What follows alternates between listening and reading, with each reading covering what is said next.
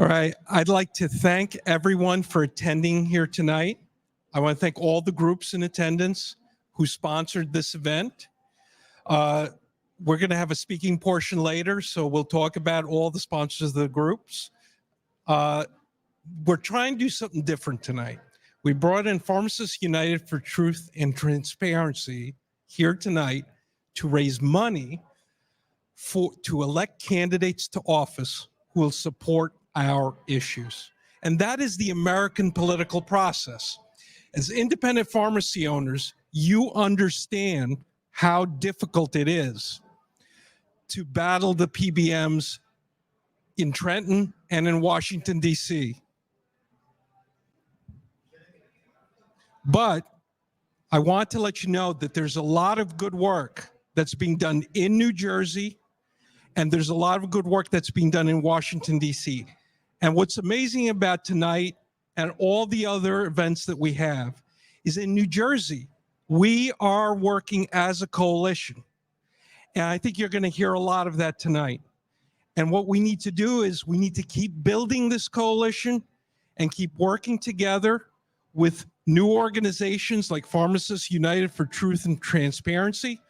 So I want to thank everyone for attending. Give yourselves a hand for coming out tonight on a Friday night. And now that the boring part of the presentation is over, I'm going to turn it over to the fun part of the presentation.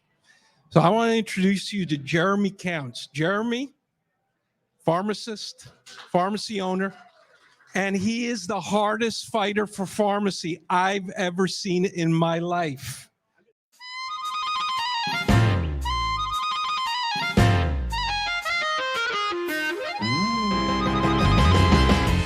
It's the podcast that shakes and stirs up pharmacy.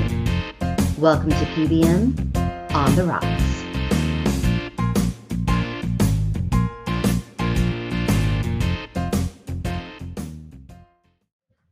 All right, y'all. How are you? Glad y'all could make it out tonight. We're here today to support the fight for reimbursement reform in New Jersey Medicaid. Whew. This is my first time coming to New Jersey. I normally don't go north. I'm from the mountains, and when you're in the mountains, every time someone wants to take a trip, they take you to fucking Dollywood. So it's nice to come north and enjoy our time up here. I'd like to start and thank all our sponsors and organizations who helped put this together. Let's give them a hand. Y'all are awesome. Thank you all. Thank y'all so much. But like I said, I am Jeremy Counts, host of PBM on the Rocks podcast, executive board member of PUT, and a pharmacy owner. I will be your alcoholic Sherpa for this evening. This is my first time in Jersey, as I said before, but I'm going to go ahead and preempt all of this with something I was asked to read. PUT is the sole creator of tonight's presentation, and the content does not represent the views of the New Jersey Pharmacy Coalition or any of its members. You're going to see real soon why I had to say that. Hell, I'm surprised that Monique didn't make me say one for PUT. But the night is still very young, and I've got some stuff to do. But it's an honor to be here. Supporting our organizations is important to me and everybody at PUT. Nothing makes me happier than to join you all in this fight, except maybe whiskey. I'm a simple boy. This all came about when a friend asked me if I wanted to get hooked up with IPA, and I said, fuck yes. Then I had to ask a few more questions when I realized he wasn't talking about beer. I don't care if IPAs taste like rubber. Them shits are delicious. I know a lot of people disagree with me, but they're wrong. But for real, pharmacies everywhere are struggling right now. MCOs and PBMs are stealing dispensing fees meant for pharmacies, making it impossible to care for our patients. Under reimbursement right now is leading to non-pharmacy closures every day here in the U.S. I recently did a study in Virginia that showed pharmacy closures doubling the number of openings from 2019 to 2023. In 2024, the yearly net pharmacy loss rate has doubled the average of that 5-year time span. And those are just the ones we could detect. There is no more time for half measures. We can't try to realign incentives for entities that not only act in bad faith, but openly commit fraud. We must push for policies that will increase pharmacy reimbursement, or this closure epidemic will continue. I say this a lot if you read any of my Substack or anything I put out there, but you're going to hear it again because it's a good line. History is made by actions taken during narrow windows of opportunity. Everyone in this room has fought like hell to put a spotlight on PBM abuses and force that window open. Just a few years ago, no one knew what the fuck a PBM was. Now, regulators, legislators, patients, doctors, everyone is pissed. This is our time. It's time to go big or go home. We have to address reimbursement. We have to address steering tactics. We have to kick the PBMs the fuck out of pharmacy and make sure they stay out. It's not going to be easy.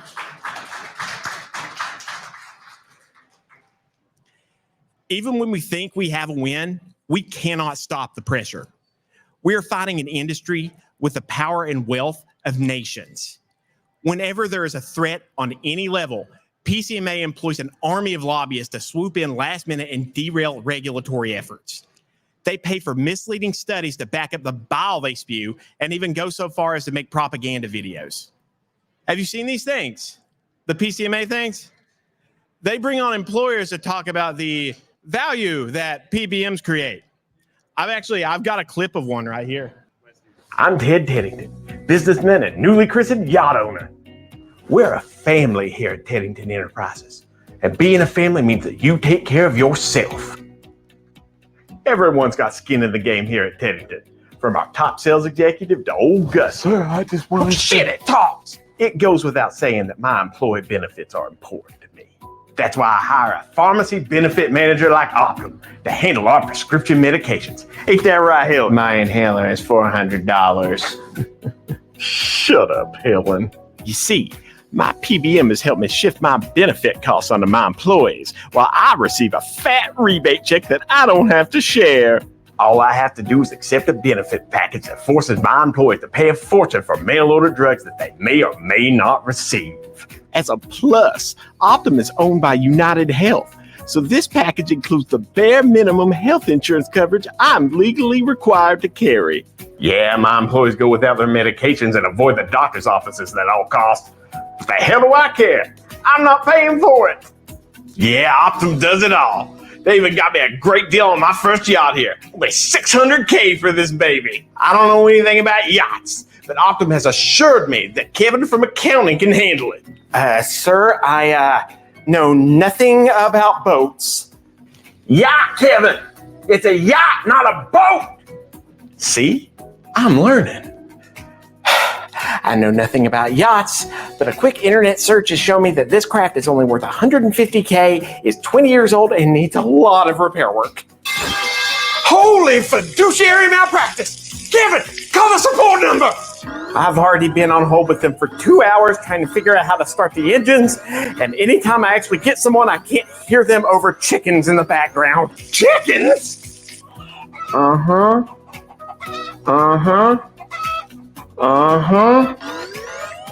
And sir, this may be a bad time to tell you, but you actually paid an extra $1.2 million under Optum's healthcare package.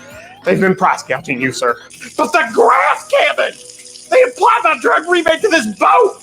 Where are the life jackets? There aren't any. You chose not to opt into the Safety Choice Plus network.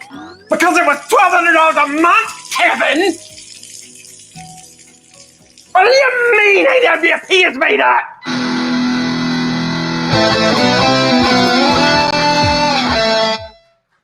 The funny thing is about that is what I just did is actually more realistic than like the corpo garbage that they're making and putting out there, which is obscene. Please go watch the PCMA propaganda videos. They're insane. But all jokes aside, your pharmacy organizations here in New Jersey have been fighting like hell for you all. They understand what you're going through.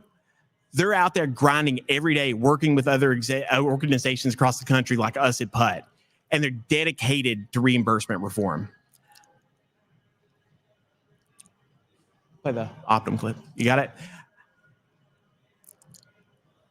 Just last month, Heather, Anthony, Raj, and Ritesh flew out to Minnesota, and despite witnessing me drink like a manic degenerate the night before, joined Putt's side to protest outside of Optum HQ. It was an eye-opening experience in quite a few ways. Did you all know that the first floor of Optum is just one giant gym for their employees? That's where our fucking DIR fees went. They sure as shit didn't go to patient care.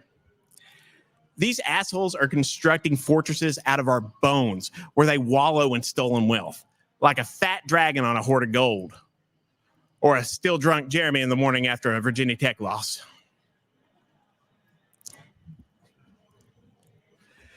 But the protest was powerful, and we all had such a good time that Heather and Anthony organized a meeting with Putt to start planning this event. During the meeting, Heather told me they needed someone who could shamelessly ask for money. And I said, you already have Anthony.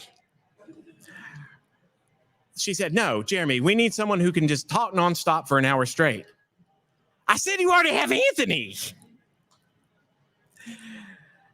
But they have been awesome. It's been a great time getting to know you all and getting to know the fight that you're doing. I'm very proud to know your organizations, and New Jersey's in really good hands with all of you. They asked me to come up here and talk to you all, and I was like, I mean, I'd love to. I love to get out in front and meet people and do this, but are you sure? If you've never seen PBM on the Rocks, I usually down a fifth of Jameson and go on vulgar rants about PBMs and the state of pharmacy. It's not considered appropriate in most environments. But I've also seen The Sopranos, so I knew you all would be cool with it. I can also feel everyone's eyes roll at the same time. That motherfucker. Show's been gone for 2 decades, and you all still have to hear this shit. I know it's got to be getting old, but that's how good of a show it was. But at least you all have like one of the greatest shows ever. I'm from the Appalachian Mountains. Before Justified, all we had was the Beverly fucking Hillbillies. You all had at least have the Sopranos. But Anthony said you all are some of the coolest, toughest fucking pharmacists I could ever meet. And so I said, shit, yeah, I'm in. So here we are. Fighting for New Jersey pharmacists the best way I know how. Drinking for your amusement. Let's have a great time tonight, everyone. I'm going to sit down with leaders from your organizations, get progressively drunker, and then we're going to have speakers right around the time where it gets dangerous for me to broadcast. But first, a very poorly timed word from CVS Health. Hello, I'm Karen Lynch, CEO of CVS Health. I'm here today to address concerns that I and my company are out of touch. This is completely false. When I'm not taking up space, I enjoy sports ball and abusing the elderly just as much as the next person. People simply do not understand what our mission at CVS Health is, which is to drain as much from the system as possible. I've been called a corporate vampire who drinks the blood of orphans, but that is just ridiculous. There is no blood drinking. I have that blood infused each morning to stay youthful and fresh. I'm incredibly proud of what we do here at CVS Health, and I sleep well knowing that I not only made $60,000 that day, but that Satan himself is scared shitless of me. I know. He works in our prior authorizations department. So the next time you or your loved one are denied coverage for a life-saving medication, please remember that without your sacrifice, my pet tiger would not have a diamond-encrusted collar. CVS Health, cause fuck you. That's why.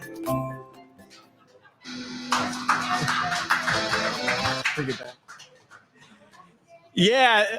So, of course, I go through and I remix my old fucking video of Karen Lynch the day she gets fired to get ready for this. And they replace her with David fucking Joyner. Good Lord. But But yeah, we're going to go ahead and we're going to have our first guest come up. Where you at, John? John Giampolo, IPA CEO. That's me. It is, sir. But tell us about IPA and what you're doing right now. Well, we're all here together, and the thing about IPA that's been great, especially these last few years, and I think it's what Lori mentioned, is that all these groups working together, right? Yeah. It's not just IPA, but it's I won't give the whole alphabet because it's the whole alphabet, and that's what's really cool. Because I was actually going to give the whole alphabet earlier, and I decided not to because whenever I was going over stuff in rehearsal, it was impossible because you all really stepped up, and we had so many sponsors for this. yeah, no, I and know, it was it's like crazy, and that's the part. I That's been can't great. say NJ anymore. No, and that has really been the part that's been great. My dad started IPA 36 years ago, Yeah. and some of this stuff I think he could have imagined, and some of this stuff I don't think he could have imagined. Yeah. He was very protective of IPA when it started, and they kind of worked alone. They worked together. They broke up. There were some fights that lasted decades, literally, and it's great to see that all of those are gone, and everybody's kind of really working together and pulling in the same direction. I mean, everyone's back's against the wall at this point. We kind of have to. Yeah. Like we've got to go out and we've got to make changes. Like we all got to band together and we've got to be a unit and we've got to punch. And we're facing these entities and this entire lobby that has so many resources and has so much control of the system that we're not going to be able to match that.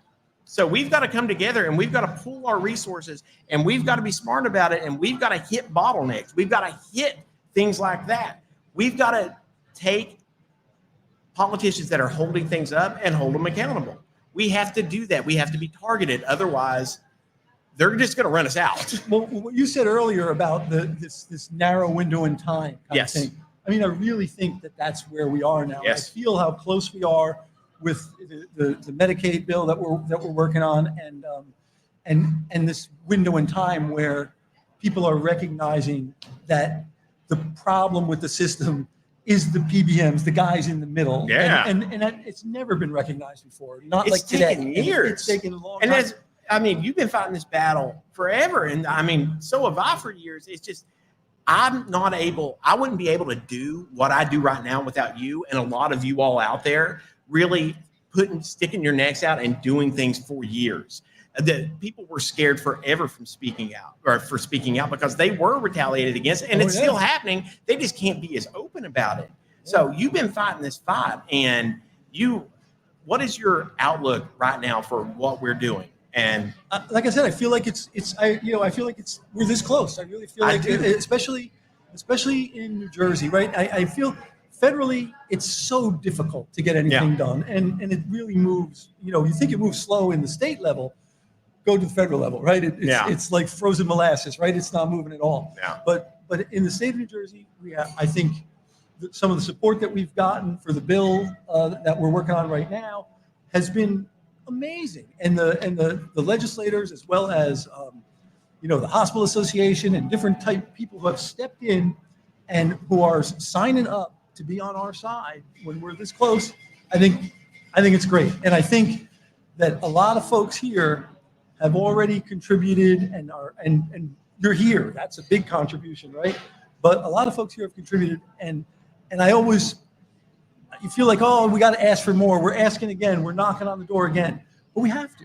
And we need, like you say, we're going against these companies that have money like nation state money. Like yes, we're never going to beat them. These are European countries we're fighting. Oh yeah, they got the GDP beat of 8 out of the 10 countries here.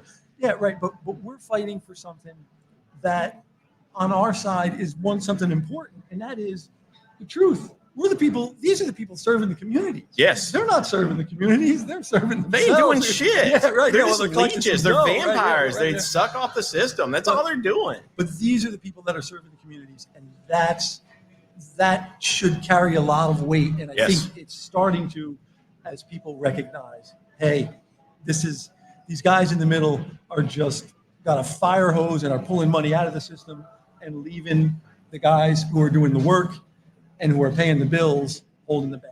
Oh yeah. it's got to the point where our backs are against the wall, closures are happening, and politicians are starting to get mad because they've been lied to for a long time, and they kind of gave everyone a chance to, straighten it up. Okay, you've made your money, straighten it up. And now it's at the point where you made us look bad. Fuck you. Okay. So we're kind of at the point where something's got to be done. Otherwise, we're already in full blown crisis mode. Yep. So it's time to, go with the middlemen and actually save this thing. Yep. And I think, like I said, I think it's happening, and I think it can only move to that next step if we can get the support of everyone here and everyone There's a lot of pharmacists who aren't here, obviously. And so you have to be able to knock on your neighbor's door and let them know that if you support this, it will get done. And I know, again, it takes longer than anybody likes, but if we don't keep pushing, it isn't going to happen. Yeah. And if you look at the work that, in particular, Lori and Anthony are doing, they are literally on the front lines. They're getting the word out. They're meeting with legislators. They're raising money for those legislators, which gets you the opportunity to have your voice heard and to have the right legislators in place who will act on the things that will benefit their communities, and these businesses benefit their communities. Yeah, that's exactly how it is.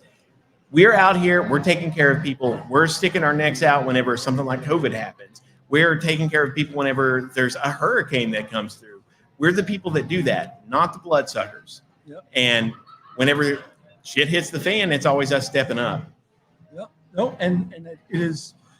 We all appreciate it, and I think we know what it is. We have to get the word out, and we have to get it out in front of the right people, and that's what that's what the money that we can raise lets us do. It does. It's important because, on our side, we try to go do as many things as we can, but you get limited by resources, and you're fighting against lobbyists who they don't have that problem.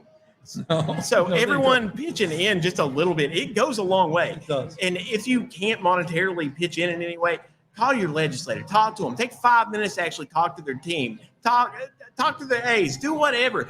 They will pass it along. And if they get enough calls on a bill, they will address it, and they will think that it is a problem, unless they run and hide like some politicians that I'm not allowed to name right now. No, it does matter. And one call makes a big difference. When you make a call, like when they take a poll, you represent 1,000 voices because you're the only one they're hearing from. So one call matters. You got to do it. Absolutely. John, it is a pleasure to finally meet you in person. Yeah. I appreciate what you do. I appreciate what you do, man. Yeah. All right. Next up, we've got Raj Shah. Where you at, Raj? Am I interrupting your meal? Hey, Jeremy, how are you, man? How are you? I'm good. I have heard so much about you. I have heard that you all are killing it right now. Like, what is your secret? Secrets? We all are. Look at my, executive board members. They all are eating, and I'm with you here. Yeah, exactly. You got it? Right? The secret is just grinding. Okay. Some of them are drinking. Yeah. Oh, I'm definitely drinking. I can tell you that. All right. I was going to go into what is the current focus right now of IAPS, because I hear from everyone that you all are relentless and you all are so organized and you all are in advocacy in every way. Like, what's your secret and what are you all up to right now? IAPS formed in 1987 with the group of Indo pharmacists. They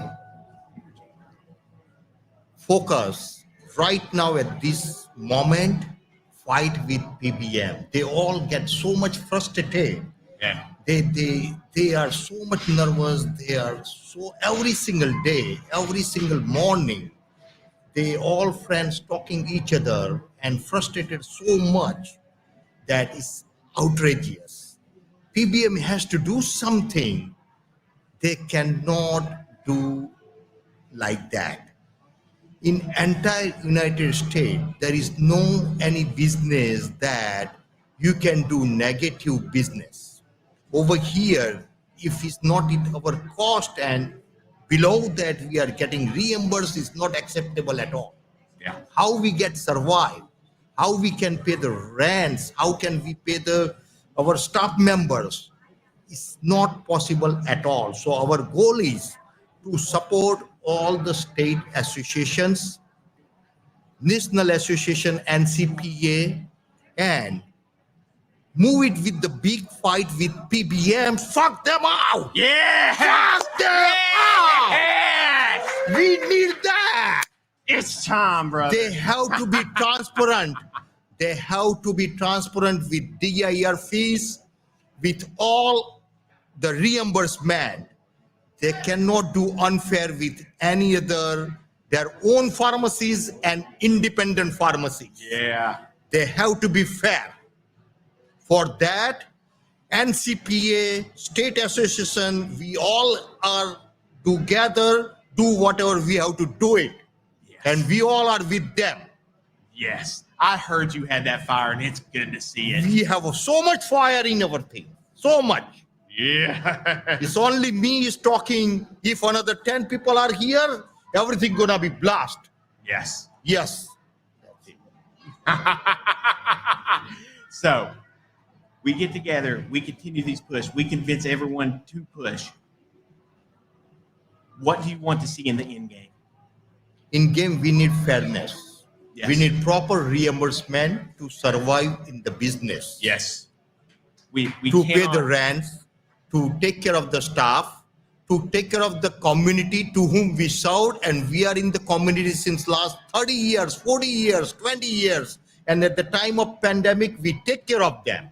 Yes. Not the CVS Caremark or any other PBMs take care of them. We put our health on the line. We went out there and we did everything for the communities, and they used that as an excuse to undercut us on reimbursements because they knew we were getting paid for vaccines. And then whenever all the vaccine money went away, guess what they did? They kept those reimbursements the same. Absolutely And we're right. just getting gutted. All it was an excuse to take more money from us because they knew money was flowing in.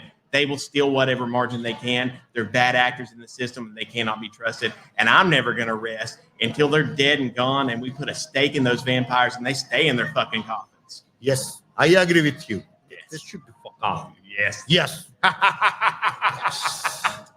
Oh we my go, God. man. I knew I was going to love you, Raj.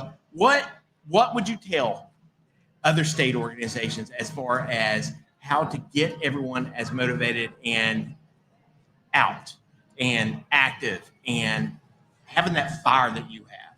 Because you are excellent.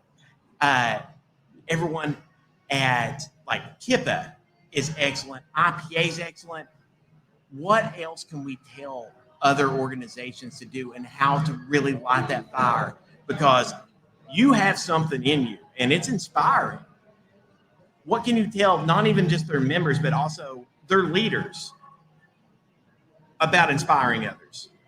IAPS is the group of young pharmacists. To other state associations, to other ethnic associations, I urge them to all young pharmacists get involved, get in politics, and get ready for fight. Yes. Don't leave it. Don't give up. Fight for our profession. And for that, each and everyone I'm requesting, get involved in politics. Get involved. That's my message to all the associations. And we all ethnic associations are with state associations and with NCPA. Yes. Raj, I have to tell you, it has been an honor having you up here. The interview went even better than I knew it would. You are awesome and you are inspiring, and I'm honored to know you, my friend. This is our first once, and truly appreciate you are here, Jeremy. Thank you. Anytime. Thank you, all That's of you. what I'm here Thank for. you. Raj Shah, everybody. Awesome. All right. Next up, we got Brian. Brian Oliveira, Garden State Pharmacy owners. Sir? Brian, how are you, brother? I'm doing well. I got to meet you briefly beforehand while I spent 2 to 3 hours trying to figure out audio inputs. Yeah, you had a lot of cables running around. I didn't want to bother you too much, but Yeah, it's something new every single time. got it. But dude, Thank you for tell being me, here. what are you hearing right now from your members? So GSPO is a 40-year-old nonprofit that specializes in legislative advocacy for its members. And right now what we're hearing is what all pharmacies, unfortunately, across the country are hearing is that reimbursement margins are non-existent. Access continues to dwindle. Our patient base continues to have less choice on what they can fill, where they can fill. And even though we got out of the DIR hell that Medicare Part D providers were in very recently, it did very little to sustain our ability to continue to give access to medications to our communities that we serve. So what we're hearing is it's all hands on deck. Everyone's trying to make sure that they can do what they can to diversify revenue, offer as many services that they can to try to maximize and be there for the community. Because right now, if you're trying to just turn over medications for a profit, you're probably not in a great situation. So, Oh no, we're getting fucking murdered, brother. absolutely. That's a good way to put it, actually. It's much more accurate. Yes. Yeah. So what's your game plan to address it though? Like you're hearing it from members and it's like, okay, we're gonna diversify and we're gonna do this and this is what we're experiencing. Yep. Yeah, okay, we're getting fucked. How we gonna fuck them back?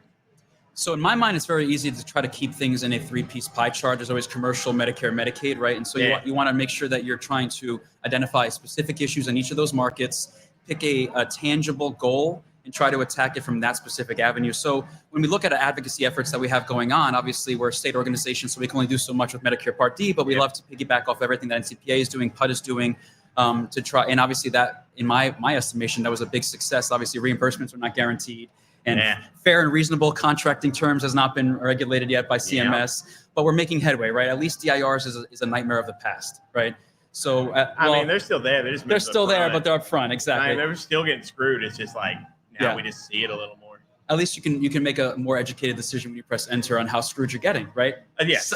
Yes. So at least that's that. Yes. But when we look at commercial markets, like some of our previous guests already mentioned, that New Jersey recently signed a very robust, by our estimation, some of the most robust PBM reform legislation in the country, specifically focused on the commercial market. Yeah. And what I think was very important about that is that the state health benefit plan currently processed by OptumRx was actually included in that, right? Yeah. So we've seen some legislation in other states that try to regulate PBM activity on their own state health benefit, and that getting squeezed out at the equation at the last market. Oh, of course it does. So, they like to introduce little amendments at the last second. Sure. So whatever it looks like it's going to be a fix for what is sometimes 30 to 40% of the market given on your state, ends up missing the biggest part of the puzzle right there. So we're ecstatic that we have a new commissioner of our Department of Banking and Insurance that testified in Trenton not that long ago that this is number one priority for them, that they're planning to have this fully regulated come January 1.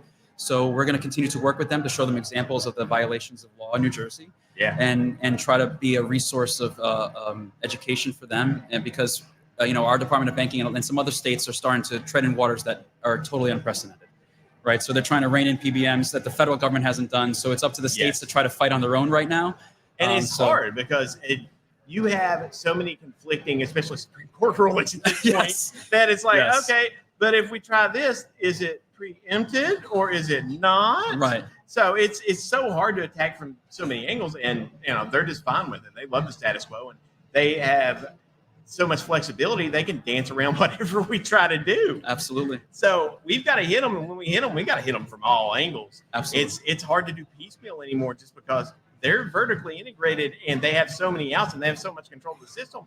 They're just going to shift it somewhere else. It's so hard right now. And that's why I admire you and everything that you all are doing, because people don't understand that it's hard to be out here like fighting for everyone. And it's hard to go to legislators and try to tell them like, this is what you should support and this is why you should support it, because they're hearing a ton from the other side. Yep. And it's confusing to them because who the hell wants to hear about AWP minus or WAC or MAC or NADAC? No one wants to hear about it if you're not in our system getting screwed by it. Right. So it's so hard to go out and do that. And that's why I admire you and everyone else who does, because you have to put a good face on it and you've got to distill it down it's really hard to do that. Well, we have to focus on what the legislators care about. What they care about is not that you're not making money, right? That's a message that is antiquated and doesn't hold water more often than not with regulators and legislators. It's more about how is the situation, the market pressures that you're experiencing as a pharmacy provider affecting your ability to serve their constituents. Yeah. Right. That is what matters. They want to be. Unfortunately, legislators have one goal primarily, and that's to be reelected. Right. So how we interface with the PBM monstrosity that has allowed to be occurred, what value do we bring to their constituents? And I think that's a much easier conversation to have than trying to explain to a legislator, well, this is what AWP means, this is why it's important, this is how they do this. I mean, it's very simple. PBMs limit access to medications because of warped financial incentives. It's very easy. It doesn't matter what market that we're talking about. It happens across, it's a universal problem, right? And so today we're here to focus on reimbursement reform for Medicaid, which we've made a lot of headway in the state. We have a lot of legislators that really understand what's happening in the Medicaid system.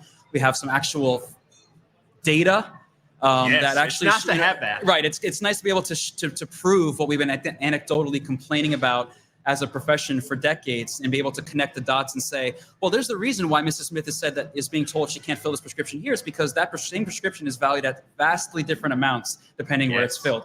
And that's fine if you're an entity that's private and you want to go into a bad relationship with a PBM and a contractual. That's your problem. But when we're forced into it. No, but I mean as far as like a plan sponsor. But when Medicaid and Medicare, governmental programs, state health benefits are signing these horrible contracts that are putting businesses in their own communities out of, I pay taxes. My tax dollars are going to putting myself out of business. Exactly correct. That's not how that should work. Absolutely not. So Medicaid reform is something that we're hopeful will happen very soon in New Jersey. We have what I think a unique and kind of newer way of looking at it. We're trying to get around some of the hurdles of some of the other states that have had success in Medicaid reform as far as delays, like New York State had a massive delay when we're trying to piece together fee-for-service with 340B and all those things. So we're confident that we have a plan to get us there with the least resistance possible.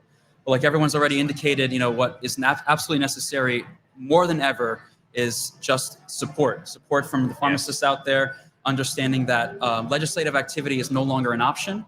This is an absolute necessity for all of our businesses. Absolutely. Otherwise, we're not going to make it. And it's not something you all give a little bit of time.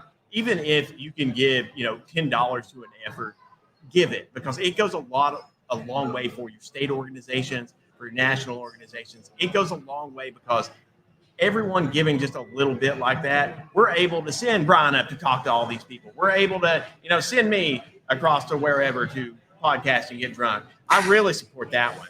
But me too. It goes a long way because these sort of events and these sort of things that we do, this is how we really spread the message and get it out. And that's what's really started to resonate, because that's one thing I talk about all the time is we can have all the data that we want, but if we don't have a message that resonates, it doesn't matter. Absolutely. Yeah, I mean, one thing I'm very lucky about in my career is I had an incredible network of mentors and who eventually became business partners as I advanced in my career. But not every owner is like that, is that lucky. Maybe sometimes they're operating on their own, or they have one or two stores and they're siloed. And so the value that GSPO I think brings to those types of pharmacy owners, being able to connect them with other colleagues and share those ideas. And I think something that was left out of my pharmacy business education was the importance of legislative advocacy. Yes, it was. I got an incredible knowledge on how to run a pharmacy, what to do, how do you serve your community. But that was something that I was never really exposed to until I really got involved with GSPO. Yes. I've realized how that's not something that is an option. It's absolutely critical. Yes. So that's actually a gap that we're looking to fill in the near future, is making sure that we're seeing more students know that you can get involved in that sort of thing. But brother, it was good to have you on. Likewise. Here. Thank you so much. I like your work. I like what you're doing. Anything I can ever do to help, I'm here. Appreciate that. Thank you so much, Jeremy. Everyone, give it up for Brian. Okay. Laura wants to know, why hasn't Griffith from Virginia agreed to sign on 9096?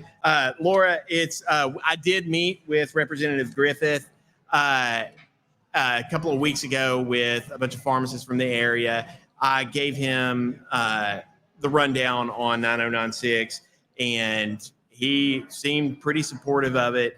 It's one of those things where you have meetings and you talk, and there is politics involved with a lot of it, especially with someone on energy and commerce. But I'm hopeful that he'll sign on. I got Kiggins' office to sign on, and that was really cool. So we've got at least one representative from Virginia. I'd like to get our representative signed on, and I'm working on that. I'm also working on, well, literally everyone else in Virginia, where it's an election year. After the election, you're going to see a lot more movement, I think, on co-sponsors, just to answer your question, just to let you know. But a lot of people are kind of holding off until post-election for a lot of reasons. But we'll know a little more later. I appreciate you, Laura. All right, next up, Heather. Yeah. Everyone give it up for Heather at IPA. So, Heather, tell me what you do at IPA. Well, I've been at IPA for 21 years, and I am the third-party support person. So if people have problems with PBMs, MAC reimbursements, audits, any PBM issue, can't get into the network, stuff like that, they reach out to me, and I reach out to the plans and try to resolve those issues and get those prices updated and get them into the networks. So I collect all of the PBM violations for the Department of Banking and Insurance, which hopefully we'll be getting some enforcement on soon after the election, hopefully. And now that the pandemic has calmed down, because that got passed right before the start of COVID. So yeah, everything did not get enforced, unfortunately. What are your PBM horror stories? Oh, I mean, I've got a store that actually closed because they got hit with so many DIR fees. Their PSAO pretty much took all of their money, and they had no payment pretty much forever, getting kicked out of Medicare because they didn't have a claim filled, even though the pharmacist was in the hospital with COVID. They did not accept his documentation. So he almost lost all of his Part D plans. So we had to get him back into Medicare, and so he didn't have to re-credential. Then the patient horror stories of patients not being able to get medications, infants, things like that, where you have to go after the pharmacy director and get them to approve it. Oh, yeah. It's frustrating because you see the fallout of what's happening, because I think that gets lost with a lot of the stories that are in the newspaper. They're like, oh, another pharmacy closed. That's terrible. But when these pharmacies close, there's entire families that are impacted, entire communities. And it's not just like immediate. There are entire like families who built their entire, I guess, family wealth around this profession that are getting wiped out right now. It's ridiculous. Absolutely. And then the community loses their healthcare services. A lot of these stores are in healthcare deserts where there really isn't much care. It could be 30 miles to their nearest Walmart. And, that's not quite the same service you get from your local independent. So it's really unfortunate. A lot of people are going without healthcare, without their medications, and ending up in ERs and driving healthcare costs up further. Yeah. And if a pharmacy's underpaid, what should they do? Well, they should definitely either file an appeal with their PSAO or with me, or try to contact the PBM directly. If you haven't logged into all of the PBM websites, definitely get yourself a login, because they require all of their MAC inquiries go through the website. Not that they really respond too often, but they do require it that way. And then obviously once we have the appeal filed, if they ignore it, then that's a violation, and it's, more evidence against them that they are just awful and don't care about anyone's health and only their bottom line. Now, it's important because you're not going to get the data unless you're doing the submissions. And I'm as guilty as anyone of not doing like MAC appeals, because like, what is the point whenever 98% of the MAC appeals are getting denied? But it's still important so that we can say 98% of the MAC appeals are getting denied. Exactly. We need those numbers. We need that proof so we can take it to the legislators and get these bills passed, get the help to the pharmacies that they need. So what are some of the most difficult things you've encountered in your 20 plus years at IPA? Just watching how the PBMs used to handle price inquiries, where they would occasionally maybe look at it. They would increase the price maybe if there had been a price increase or something changed in the market. Now it's just nope. There's no negotiation. It's